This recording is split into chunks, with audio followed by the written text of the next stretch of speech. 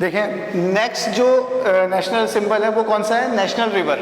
तो national river कौन सी है इंडिया की, किसको डिक्लेयर किया गया नेशनल रिवर, रिवर गंगा को। ओके, तो 4 नवंबर 2008 को गंगा को नेशनल रिवर डिक्लेयर किया गया। क्यों डिक्लेयर किया गया गंगा को नेशनल रिवर, तो उसका आंसर है इंडिया गंगा की ज्योग्राफिकल और हिस्टोरिकल जो इंपॉर्टेंस है इंडिया में, उसी की वजह से इसे नेशनल रिवर डिक्लेयर किया गया। ज्योग्राफिकल इंपॉर्टेंस कैसे है, तो देखिए जो हमने जो हमारा फिजिकल डिवीजन है उसके अंदर भी हम पढ़ते हैं इसके बारे में कि इंडिया का जो एक फिजिकल डिवीजन आता है आपका नॉर्दर्न प्लेन्स, तो उसमें जो ज़्यादातर जो रीजन है आपका नॉर्दर्न प्लेन रीजन का, जो एलिवेल सॉइल का डिपोजिशन से बना हुआ है, उसके फॉर्मेशन में सबसे ज़्यादा जो रोल है वो किसका आता है, रिवर गंगा का आता है। और क्योंकि गंगा रिवर इंडिया की सबसे लंबी या सबसे बड़ा जो ड्रेनेज एरिया कवर करने वाली रिवर है, इसलिए इसकी ज्योग्राफिकल इंपॉर्टेंस सबसे ज़्यादा हो जाती है। तो ये तो इसका एक रीज़न रहा।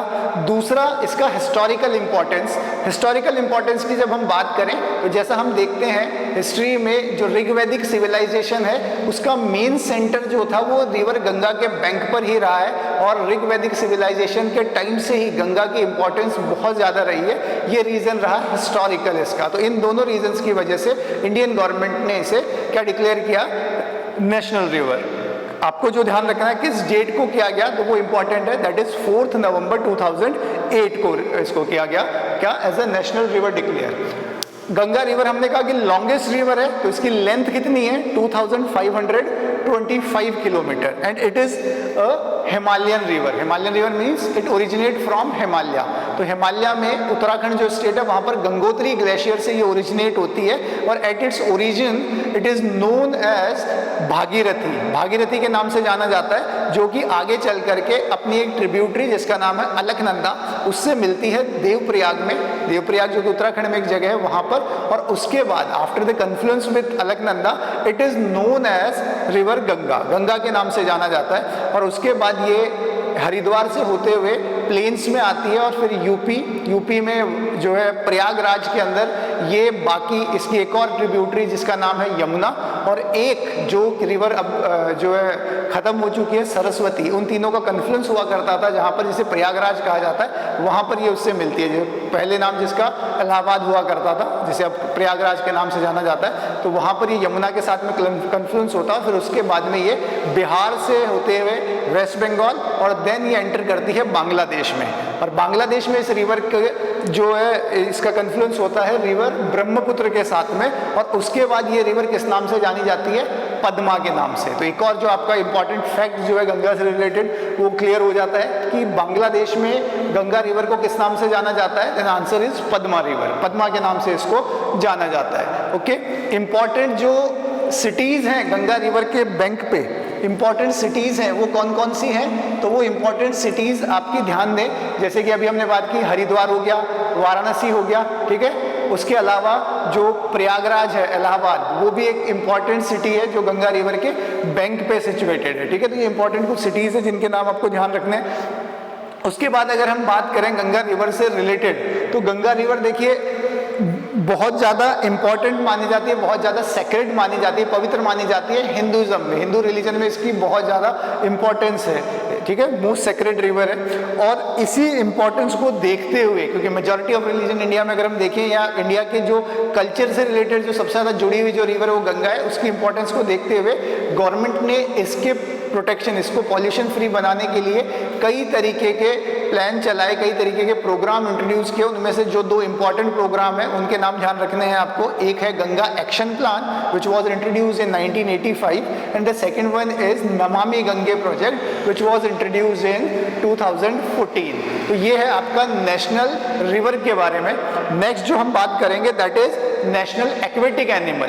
एक्वेटिक एनिमल्स मीन्स नाम से समझ में आ रहा है कि ऐसा एनिमल जो कहाँ पानी में पाया जाता है। तो जैसा हमने देखा कि national animal royal Bengal tiger है, उसी तरीके से नेशनल एक्वेटिक एनिमल जो है वो किसको किया गया है, हमने डिक्लेयर, किसको डिक्लेयर किया national aquatic animal, then answer is Gangetic dolphin. Gangetic dolphin देखिए, जनरली डॉल्फिन जो है ऐसा ऑर्गेनिज्म है जो कि हार्ड वाटर में पाया जाता है, ओशियन या सी वाटर में पाया जाता है। बट गैंगेटिक डॉल्फिन की ऐसी स्पीसी है जो कि गंगा और कुछ जो दूसरी इससे जुड़ती हुई जो रिवर्स हैं उनके सॉफ्ट वाटर में पाए जाने वाली ये स्पेशल तरीके की एक जो है डॉल्फिन की स्पीसी है, ठीक है। तो सिर्फ ये कहाँ पाई जाएगी, गंगा में, और उसके अलावा मेघना और ब्रह्मपुत्र रिवर जो है उनकी हैबिटेट है, उन्हीं उसका हैबिटेट जो है, कहाँ की हैबिटेट है ये, इन 3 रिवर्स के अंदर मेजरली ये मिलती है, ध्यान रखिएगा।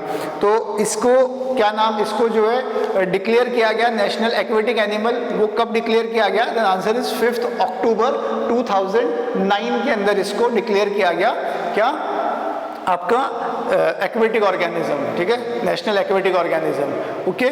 और इसी दिन 5 अक्टूबर को नेशनल डॉल्फिन डे भी मनाया जाता है, तो ये ध्यान रख लीजिएगा, नेशनल डॉल्फिन डे कब मनाया जाता है, आंसर इज 5 अक्टूबर, क्योंकि इंपॉर्टेंट डेट्स इसका भी आपका टॉपिक आता है, ठीक है। उसके बाद देखो एक इंस्टीट्यूशन है IUCN, international union for conservation of nature.